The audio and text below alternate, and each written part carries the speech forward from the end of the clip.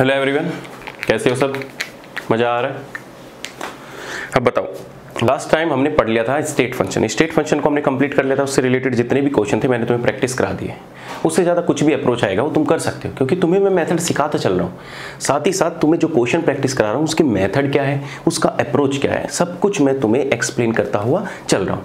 आज की क्लास में हम पढ़ेंगे एक्सटेंसिव और इंटेंसिव प्रॉपर्टी के बारे में कि क्या होती है उनके डिटेल में, क्योंकि क्वेश्चन बहुत आ रखे हैं। साथ ही साथ work done, internal energy, enthalpy, इन सारे पोर्शन को आज के टाइम में मैं खत्म करूंगा। चलिए तो स्टार्ट करते हैं। सबसे पहला टॉपिक डाल लो, एक्सटेंसिव और इंटेंसिव प्रॉपर्टी।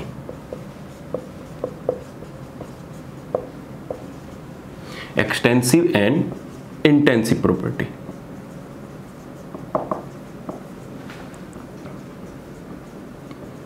चलो सिंपल सा मैं तुम्हें एक एग्जांपल बताता हूं। एक्सटेंसिव और इंटेंसिव प्रॉपर्टी होती क्या है?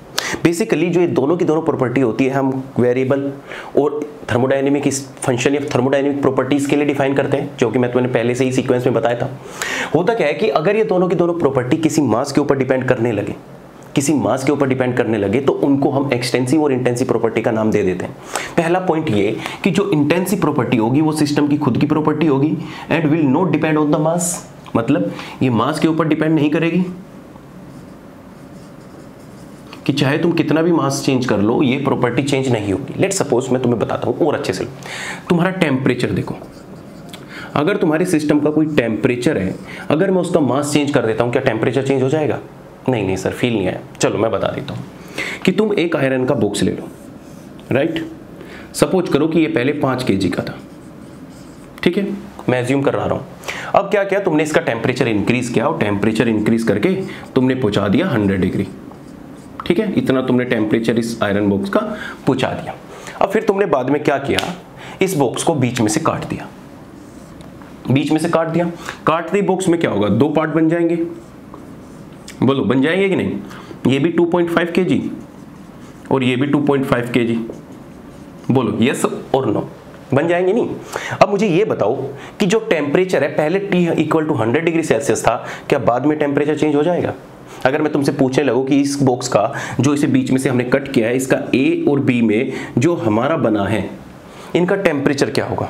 टेम्परेचर हाफ करोगे क्या कि सर 50 डिग्री सेल्सियस उस बॉक्स का हो गया, हमने क्योंकि काट दिया? नहीं हो सकता ना, क्योंकि टेम्परेचर तो सेम रहेगा। क्यों? क्योंकि टेम्परेचर तो इंटेंसिव प्रॉपर्टी है, वो मास के ऊपर डिपेंड नहीं करती। तो ये कंसेप्ट होता है इंटेंसिव प्रॉपर्टी का।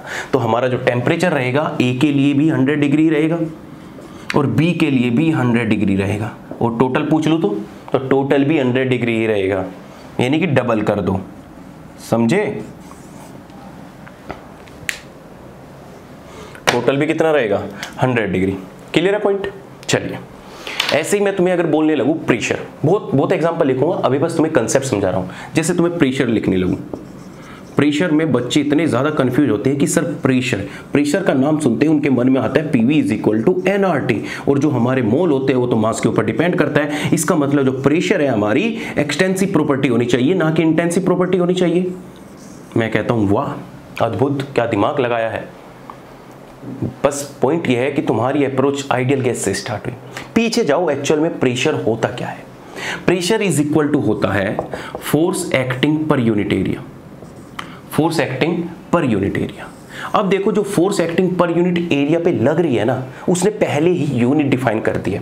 पर यूनिट एरिया उसने पहले से ही डिफाइन कर दिया है भाई। पर यूनिट एरिया मतलब 1 मीटर स्क्वायर उसने पहले ही डिफाइन कर दिया कि 1 मीटर स्क्वायर पे जितनी फोर्स लगेगी उसको हम प्रेशर बोलेंगे। एक्चुअल में जो तुम्हारी गैस होती है, जो कंटेनर में प्रेजेंट होती है, वे मॉलिक्यूल कोलाइड करते हैं और जो force acting per unit area उसकी सरफेस पर लगती है, तभी हमारा प्रेशर जनरेट होता है। लेकिन एक्चुअल में जो प्रेशर होता है, जो डिफाइन होती है उसकी एक्चुअल यूनिट, जो पास्कल में डिफाइन होती है, force acting per unit area मतलब न्यूटन पर मीटर स्क्वायर = जो पास्कल होता है वो सिर्फ 1 मीटर स्क्वायर के लिए डिफाइन होता है। और जब तुमने अमाउंट फिक्स कर दिया है तो तुम अमाउंट को कैसे चेंज कर सकते हो भाई? जब तुमने स्टार्टिंग में ही अमाउंट फिक्स कर दिया कि सर हम जो force acting per unit change देखेंगे सिर्फ 1 मीटर स्क्वायर के लिए देखेंगे, तो बस अब बात है, अब मास चेंज करने की बात ही कहां रह गई? जब तुमने अमाउंट फिक्स कर दिया, उसकी लेंथ, उसका सब कुछ, इसका स्क्वायर एरिया सब कुछ ही फिक्स कर दिया, तो जो हमारा प्रेशर होता है वो भी हमारी इंटेंसिव प्रॉपर्टी होती है। जैसे अब मैं तुम्हें वॉल्यूम बोलने लगूं, वॉल्यूम क्या है? वॉल्यूम बताओ, वॉल्यूम क्या है? अब तुम कहते हो कि सर की वॉल्यूम है, वो तो एक्सटेंसिव प्रॉपर्टी, बिल्कुल सही बात है। जैसे जैसे तुम मास ऐड करोगे वॉल्यूम इंक्रीज होगा, बोलो होगा कि नहीं होगा? अरे होगा कि नहीं होगा, क्योंकि वॉल्यूम डिफाइन नहीं है, वॉल्यूम वेरिएबल है, वो डिफाइन नहीं है। तुम जैसे जैसे कुछ अमाउंट ऐड करोगे उसका वॉल्यूम इंक्रीज हो जाएगा, लेकिन जो एक चीज है प्रेशर हुआ या तुम्हारा टेम्परेचर हुआ ये फिक्स है, राइट और तो हमारी जो एक्सटेंसिव प्रॉपर्टी होती है वो सारी की सारी प्रॉपर्टी जो मास के ऊपर डिपेंड करती है, जो सारी की सारी मास के ऊपर डिपेंड करती है, उन्हीं को बोलते हैं हम एक्सटेंसिव प्रॉपर्टी। जैसे तुम्हारा वॉल्यूम हो गया, जैसे तुम्हारी लेंथ हो गई, जैसे तुम्हारा मास हो गया, बहुत सारी चीज। जैसे ऐसे क्या मैं टेबल ही बना देता हूँ, लिख लो तुम पॉइंट्स, बोलो पॉइंट समझ में आया कि नहीं आया? एक्सटेंसिव और इंटेंसिव प्रॉपर्टी में समझ में आई कि आई होगी। चलिए अब मैं तुम्हें जितनी भी है सारी एक्सटेंसिव और इंटेंसिव प्रॉपर्टी सारी लिखाई देता हूँ। एक तरफ एक्सटेंसिव डाल लो और एक तरफ इंटेंसिव डाल लो, क्योंकि यहाँ से क्वेश्चन आते हैं, इसलिए मैं जितनी ढूंढ सकता था मैंने वो ढूंढी है और वही मैं तुम्हारे सामने रिप्रेजेंट कर रहा हूँ। हालांकि एक एक चीज़ मैं एक्सप्लेन भी करूँगा, टेंशन मत लो, तुम्हें खुद फील आ जाएगा कि हम इसको क्यों बोलते हैं। डेंसिटी बोलो, डेंसिटी क्या है? हाँ सुन रहा है मुझे, बोल दो तुम बस। चलिए देखो होगा क्या, इंटेंसिव प्रॉपर्टी के एक तरफ इंटेंसिव प्रॉपर्टी डाल लो,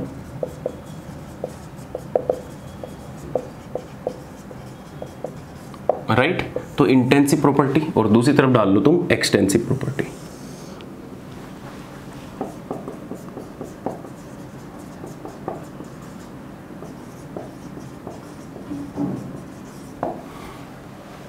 ठीक है, चलिए लिखना स्टार्ट कीजिए। एक्सटेंसिव इंटेंसिव प्रॉपर्टी में लिखिए सबसे पहले पीएच। एक मिनट रुको, marker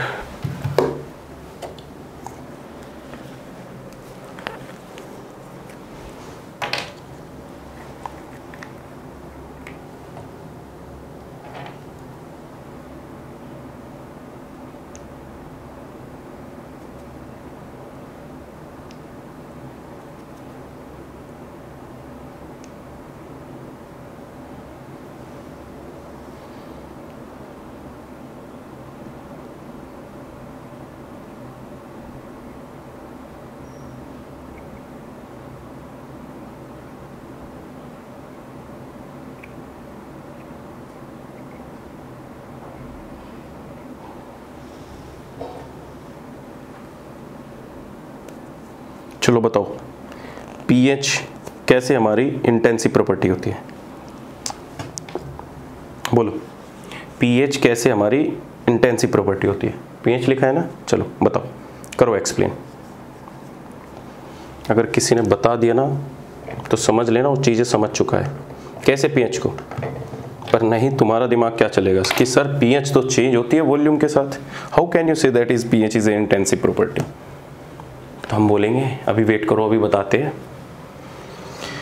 pH electrode potential,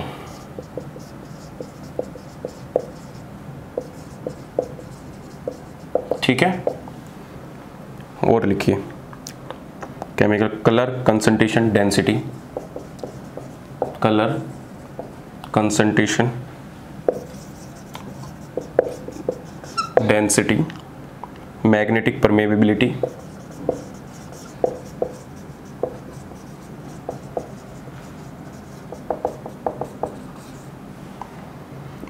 pressure तुम्हारा हो ही चुका है,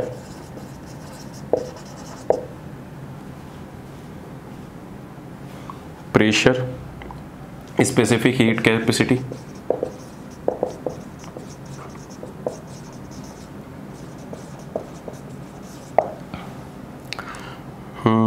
टेम्परेचर, रिडक्शन पोटेंशियल तुम्हारा हो ही गया, रिडक्शन पोटेंशियल, केमिकल पोटेंशियल हो गया, केमिकल पोटेंशियल भी लिखो, केमिकल पोटेंशियल लिख लेना इन सब चीजों को जिसको हम म्यू से रिप्रेजेंट करते हैं।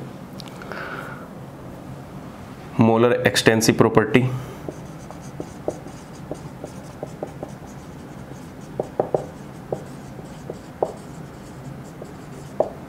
Melting point, boiling point, melting point and boiling point. ये भी सारी की सारी हमारी क्या है, इंटेंसिव प्रॉपर्टी। साथ ही इसमें क्या डाल लो, रेसिस्टिविटी, साथ ही क्या डाल लो, सोल्यूबिलिटी। हालांकि इतने एडवांस एग्जांपल आएंगे नहीं, लेकिन फिर भी तुम्हारी नॉलेज के लिए, कंसेप्ट क्लियर करने के लिए चीजें बता रहा हूं, ठीक है। अब सुनो मेरी बात, पहला हम पीएच से उठा लेते हैं कि सर पीएच कैसे हमारी इंटेंसिव प्रॉपर्टी है। तो मैं कहता हूं कि तुमने एक सॉल्यूशन लिया, ठीक है, ध्यान से सुन लेना मेरी बात। तुमने क्या लिया, एक बीकर लिया, ठीक है, यहां तक तुमने क्या लिया, इसमें 50 ml, ठीक है, 50 ml और pH इक्वल टू ले लो, pH इक्वल टू 4। आज सारे मार्करों में क्या रखा है,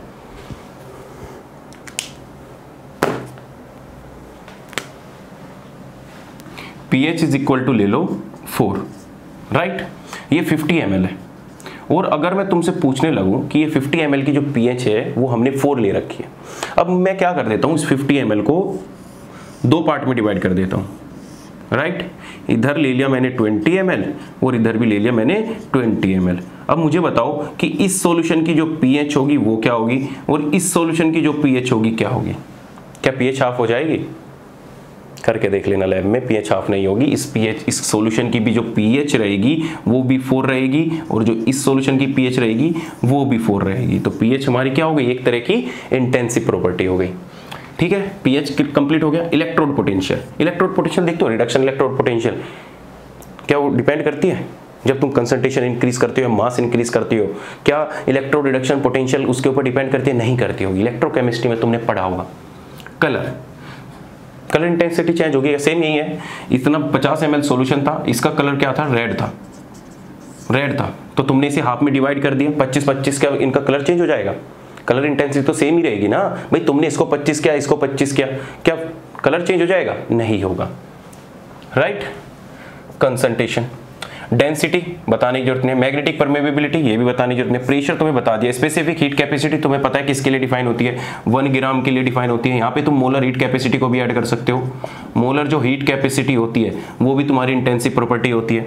टेम्परेचर तुम्हें बता दिया, रिडक्शन पोटेंशियल तुम्हें बता दिया, केमिकल पोटेंशियल आगे ओपन सिस्टम के लिए डिफाइन होगी, उसमें भी तुम्हें पता लग जाएगा कि chemical potential equal to del G upon में डेल टी या डेल एनआई की रेफरेंस में होती है, मोल कांस्टेंट होता है, ठीक है। मेल्टिंग पॉइंट ये भी बताने की जरूरत नहीं है, मेल्टिंग पॉइंट ये भी बताने की जरूरत नहीं है। रेसिस्टिविटी ये भी इंटेंसिव प्रॉपर्टी है, कांस्टेंट की टर्म में यूज होती है, P इक्वल टू, देखते हो ना density formula, P equal to R upon mail.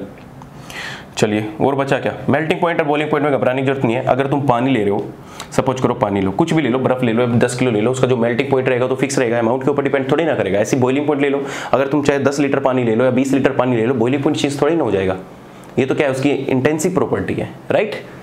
ऐसी सोलिबिलिटी चेंज थोड़ी ना हो जाएगी भाई। अगर तुम सोच रहे हो कि हमने क्या लिया, 100 ml वाटर लिया, ठीक है, 100 ml वाटर लिया, और तुमने इसमें शुगर की जो सोलिबिलिटी है कि चलो सपोज करो कि तुम्हारी जो शुगर की सोलिबिलिटी होती है वो 2 ग्राम पर लीटर होती है, 2 ग्राम तो ज़्यादा ही कम हो गया, 20 ग्राम पर लीटर होती है, तो क्या ये सोलिबिलिटी चेंज हो जाएगी क्या?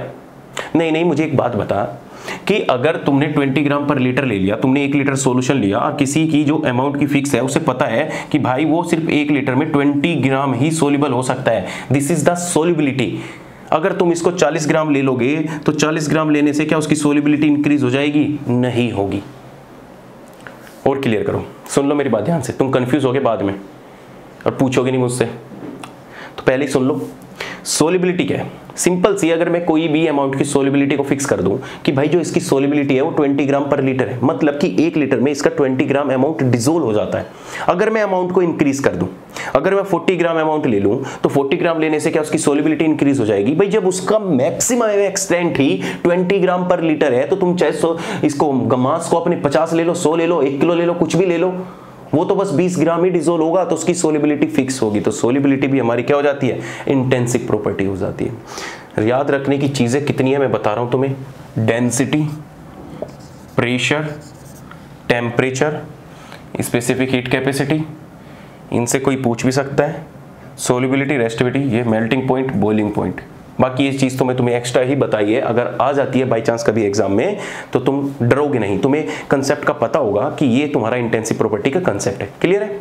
चलिए अब बात करते हैं एक्सटेंसिव प्रॉपर्टी। तो एक्सटेंसिव तो कुछ नहीं है, सिंपल, जो मास के ऊपर डिपेंड करते हैं, मास, लेंथ, वॉल्यूम, जितने भी तुम्हारे इंटरनल फंक्शन होते हैं सारे के सारे, GHUA, एंट्रोपी, ये सारे के सारे तुम्हारे क्या है, ये सारे के सारे तुम्हारे एक्सटेंसिव फंक्शन है।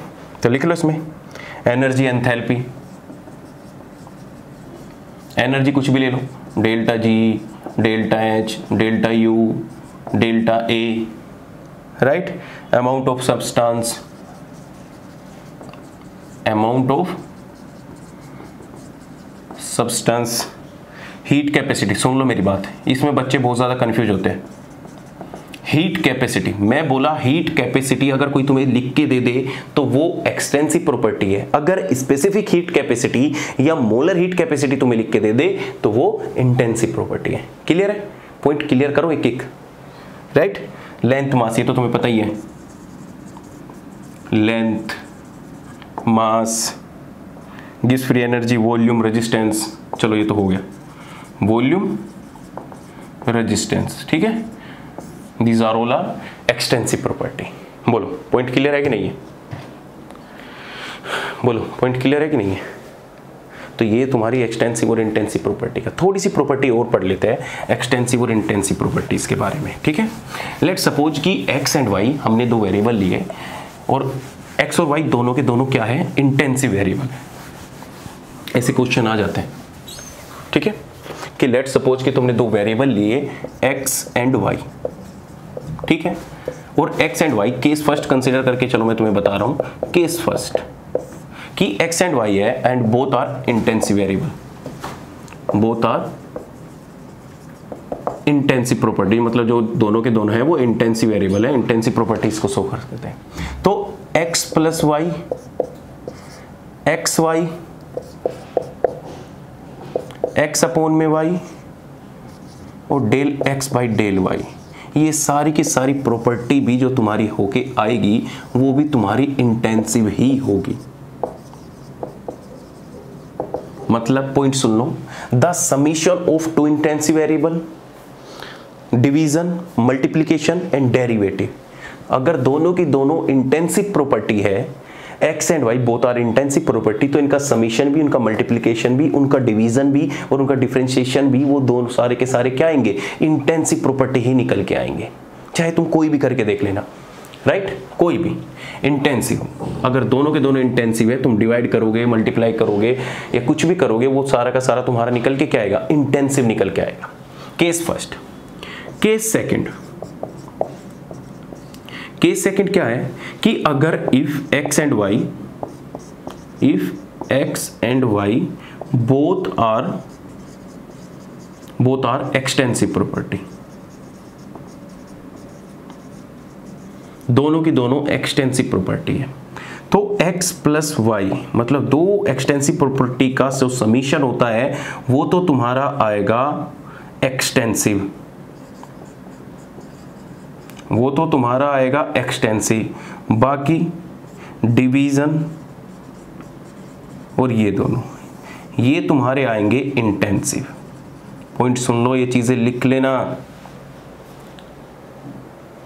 अगर तुम दो एक्सटेंसिव प्रॉपर्टी का समीशन करोगे तो एक्सटेंसिव आएगा, डिवीजन करोगे x अपॉन में y तो वो तुम्हारा इंटेंसिव वेरिएबल आएगा, मल्टीप्लाई भी करोगे तब भी एक्सटेंसिव आएगा, राइट।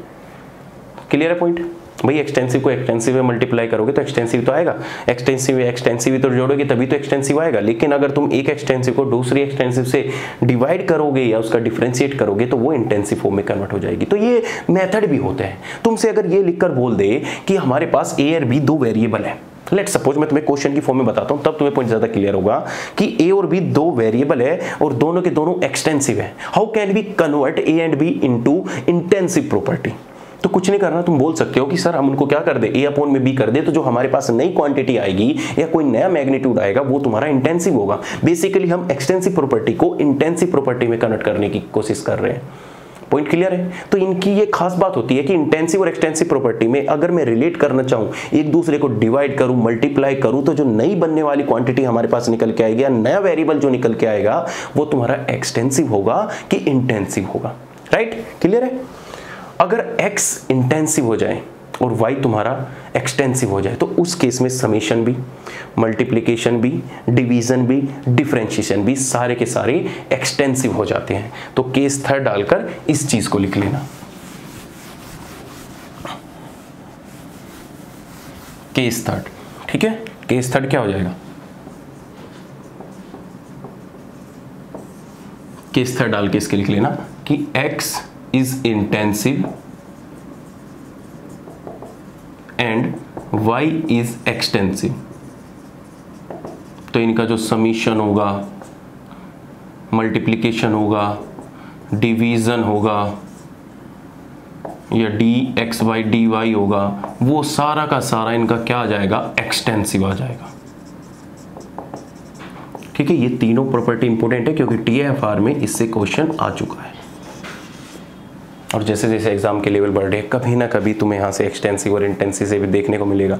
बहुत सारे बच्चे, मैं तुम्हें जनरलाइज वे के नहीं पढ़ा रहा क्योंकि पूरी इंडिया से बच्चे देखते हैं, शाम से लेकर नीचे तक हर जगह बच्चे आते हैं, तो किसी ना किसी एंट्रेंस एग्जाम में पक्के ऐसे क्वेश्चन पूछे जाते हैं, राइट। क्योंकि मैं बहुत एंट्रेंस एग्जाम दे रखे, बहुत, पता नहीं कितने पागल हो गया था मैं देता तो हर चीज़ का मुझे आइडिया है कि हाँ किस एंट्रेंस एग्जाम में किस लेवल का क्वेश्चन पूछा जाता है। तो तभी उन चीज़ों को सबको ध्यान में रखते हुए मैं तुम्हें ये सारा कंटेंट प्रोवाइड कर रहा हूँ। बहुत मेहनत लगती है और तब मेहनत में ज़्यादा मजा आएगा जब तुम भी मेरे साथ मेहनत करोगे। नेक्स्ट साल, इस साल देख रहे हो रिजल्ट कितना अच्छा रहा है, जब नेक्स्ट ईयर तुम भी अच्छे रिजल्ट दोगे, फर्स्ट रैंक में लोगे, सेकंड रैंक लोगे, थर्ड रैंक लोगे, किसी अच्छी सी यूनिवर्सिटी में मिलोगे, IIT में मिलोगे, NIT में मिलोगे, तो हमारे लिए तो इससे बड़ी खुशी की बात क्या होगी भाई, हमारा बच्चा जा रहा है, हमसे पढ़ के जा रहा है। समझ रहे हो, ये चीज़ें बहुत हमारे लिए मायने रखती है। चलो, एक्सटेंसिव और इंटेंसिव हो गया। अब नेक्स्ट हेडिंग डालो, इंटरनल एनर्जी। चलिए,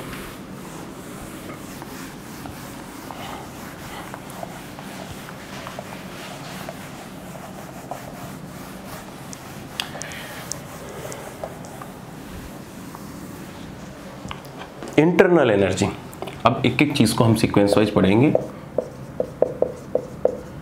इंटरनल एनर्जी, इंटरनल एनर्जी अगर मैं सिंपल भाषा में बोलूं, जो सिस्टम की खुद की एनर्जी होती है एट 0 केल्विन टेम्परेचर, उसी को हम बोल देते हैं इंटरनल एनर्जी। यही एक बिल्कुल अच्छी सी डेफिनेशन है। इंटरनल से खुद ही वर्ड तुम्हें डिफाइन हो रहा है, जो खुद की एनर्जी है उसके अंदर कितनी एनर्जी एट 0 केल्विन टेम्परेचर। क्यों, जैसे जैसे तुम टेम्परेचर को बढ़ाते चले जाओगे एनर्जी इंक्रीज हो जाएगी।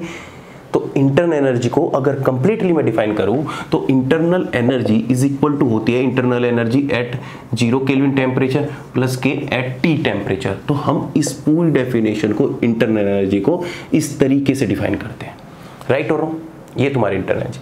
अब होता क्या है कि जो इंटरनल एनर्जी फंक्शन होता है वो वॉल्यूम और टेम्परेचर का फंक्शन होता है, राइट। तो अगर मैं इसका डिफरेंशिएट करूं एग्जैक्ट, तो तुम्हारा कितना हो जाएगा, del U by del V at constant temperature into क्या आ जाएगा, बोलो बोलो बोलो, कितना आ जाएगा, कितना आ जाएगा, dV प्लस के change in internal energy with respect to temperature into dt at constant कितना आ जाएगा, वॉल्यूम, राइट। अगर तुम ध्यान से देख पा रहे हो, del U by del V at constant temperature, अगर मैं आइडियल गैस के लिए निकालूं, अगर मैं आइडियल गैस के लिए निकालूं तो ये इक्वल टू होता है 0। तो हमारा जो डेल U इक्वल टू हो जाएगा del U by del T at constant volume, हम क्या नाम दे देते हैं, CV। तो तुम्हारा क्या हो जाएगा, CV dt। तो वो तुम्हारा देखो कितने तरीके से निकल के आ सकता है। अगर मैं इसको ज़्यादा बड़ा चेंज देखूँ या इसको इंटीग्रेट करने की कोशिश करूँ इस तरीके से, अगर इंटीग्रेट करूँ दोनों side, del U equal to NCV dt temperature T1 से T2 तक एंड U1 से U2 तक, तो तुम्हारा क्या हो जाएगा, U2 माइनस के U1 is equal to NCV T2 minus के T1। तो मैं इसको क्या लिख सकता हूँ कि ये हमारा क्या हो गया, del U is equal to NCV del T। बोलो पॉइंट क्लियर है कि नहीं है, बोलो पॉइंट क्लियर है। तो तुम्हारा change in internal energy is equal to आ गया NCV डेल T, और CV भी निकालना मैं तुम्हें सिखाऊं। N is the number of mole जो तुम्हारे डिफाइन हो रखे हैं, delta T is the temperature difference. Clear है पॉइंट, राइट। अब देखो इसमें क्वेश्चन कितने तरीके आ सकते हैं। क्वेश्चन टाइप फर्स्ट क्वेश्चन देखो कि अगर तुम्हारी इंटरनल एनर्जी है, सपोज करो जो तुम्हारी इंटरनल एनर्जी है टेम्परेचर इंडिपेंडेंट है, टेम्परेचर उसने फिक्स कर दिया कांस्टेंट और इंटरनल एनर्जी पूछ रहा है, तो पहला फॉर्मूला तो देखो तुम्हारा ये बनता है, ये वाला कि अगर दो पर्टिकुलर टेम्परेचर तुम्हें क्वेश्चन में दे रखे, क्वेश्चन नंबर फर्स्ट यहां से बनेगा कि अगर तुम्हारे पास दो डिफरेंट टेम्परेचर दे रखे, देखो मैं क्वेश्चन प्रैक्टिस नहीं कर रहा, बस तुम चीजें ध्यान से सुनो कि क्वेश्चन में तुम्हें किस प्रकार से चीजें गिवन होगी और किस तरीके से तुम्हें निकालनी है, राइट। तो तुम्हें U2 माइनस U1 तो समझ में आ रहा है। U2 मतलब हो गया कि टेम्परेचर T2 पे इंटरनल एनर्जी, U1 मतलब टेम्परेचर T1 पे इंटरनल एनर्जी है, NCV तुम्हें उस अमाउंट की गिवन होगी, राइट। वो होता क्या है कि एक पर्टिकुलर अमाउंट होता है A, उसकी internal energy at T temperature इतनी थी, जैसे हमने टेम्परेचर इंक्रीज कर दिया T2 कर दिया तो उसकी इंटरनल एनर्जी कितनी हो जाएगी। तो वहां पे अमाउंट और CV तो फिक्स रहेगा, अरे हाँ या ना, फिक्स ही रहेगा ना, बोलो। तो U2 minus U1 is equal to, clear. तो डेल U इक्वल टू इतना हो जाएगा। तो जो तुम्हारी वैल्यू आएगी सिंपल से इसमें वैल्यू पुट कर देना, निकाल लेना। कभी कभी तुम्हें टेम्परेचर चेंज पूछ लेता है कि टेम्परेचर चेंज कितना होगा डेल्टा T, तब भी तुम कर लोगे। थर्ड चीज, क्वेश्चन नंबर फर्स्ट यहाँ से, क्वेश्चन नंबर 2 यहाँ से, क्वेश्चन नंबर 3 सुनो। होता क्या है कि कभी कभी हीट कैपेसिटी टेम्परेचर का फंक्शन दे देता है। ध्यान से सुनो, लेट सपोज कि जो तुम्हारे पास उसने हीट कैपेसिटी दी है वो एक टेम्परेचर का फंक्शन है। जैसे मैं तुम्हें दे दूं कि AT³ प्लस के 2AT, ये एक तुम्हारा टेम्परेचर का फंक्शन है और तुमसे पूछ रहा है कि change in internal energy eight 298 kelvin कितनी होगी। तो इस केस में तुम क्या करोगे, बोलो। इस तरीके से क्वेश्चन एज इट इज ही आएंगे, ध्यान सुन लो ना, मेरी बात सुनते रहो ध्यान से। क्वेश्चन एज इट इज ऐसे ही तुम्हारे एग्जाम में रखे होंगे। होगा क्या कि CV को निकालना है, तुम्हें पता है टेम्परेचर का फंक्शन है, तो तुम पहली क्वेश्चन पे जाओ। कहां पे थी, del U is equal to NCV dt, right, clear है। अब तुम्हें कुछ नहीं करना, इंटरनल एनर्जी तो एज इट इज ही रह गई, डेल U कितना हो गया, U1 से U2 is equal to N। अब CV तुम्हारा टेम्परेचर का फंक्शन दे दिया, यहाँ पे CV का मैग्नीट्यूड गिवन है, यहाँ पे कोई टेम्परेचर का फंक्शन नहीं था, लेकिन उसने एक इक्वेशन की फॉर्म में तुम्हें क्वेश्चन दिया और तब तुमसे इंटरनल एनर्जी चेंज पूछ रहा है। तो उस केस में घबराने की जरूरत नहीं है, बस जो AT³ दे रखा है, AT³ प्लस के 2AT इंटू कितना हो जाएगा, DT हो जाएगा। टेम्परेचर T1 से T2 कुछ ना कुछ तुम्हें वो टेम्परेचर मेंशन करके जरूर देगा। तो उस केस में कुछ नहीं, बस इस इक्वेशन को सोल्व कर लो, इंटीग्रेट करना है। कितना करोगे, किसी भी वैल्यू का जो इंटीग्रेशन करते हो, जैसे x की पावर n का इंटीग्रेट करते हो तो कितना हो जाता है, xn प्लस के 1 अपॉन में n प्लस के 1, राइट और रॉन्ग। बस जो तुम्हारी वैल्यू फाइनल निकल के आएगी उसमें टेम्परेचर की वैल्यू को पुट करो और अपना इंटरनल एनर्जी आंसर निकाल दो, क्लियर है। तो ये चीज किससे रिलेटेड हो गई, इंटरनल एनर्जी से रिलेटेड हो गई, राइट। अब सुनिए बात, एक लास्ट बात और इंटरनल एनर्जी की। ये क्या था, फिजिकल चेंज, मतलब कोई भी तुम गैसेस फॉर्म में इधर से उधर जा रहे हो, टेम्परेचर को इंक्रीज कर रहे हो, तो इस केस में तुम टेम्परेचर को लिख सकते हो, टेम्परेचर चेंज कर सकते हो, monoatomic gas, diatomic gas, किसी भी गैस के लिए। अगर तुम्हें किसी सॉलिड के लिए इंटरनल एनर्जी चेंज पूछ ले तो उस केस में क्या करोगे, तो जो तुम्हारा हीट कैपेसिटी है ना CV, वो चेंज हो जाएगा। वो क्या हो जाएगा, स्पेसिफिक हीट कैपेसिटी, क्योंकि सॉलिड के लिए हम क्या निकालते हैं, स्पेसिफिक हीट कैपेसिटी निकालते हैं। जैसे देखो, अगर तुमसे सॉलिड के लिए इंटरनल एनर्जी चेंज पूछ ले तो हमारा फॉर्मूला क्या होता है, NCV dt। तो इस केस में जो हमारा ये होता है ना, ये टर्म NCV, इसकी जगह तुम्हारी आ जाती है स्पेसिफिक हीट कैपेसिटी।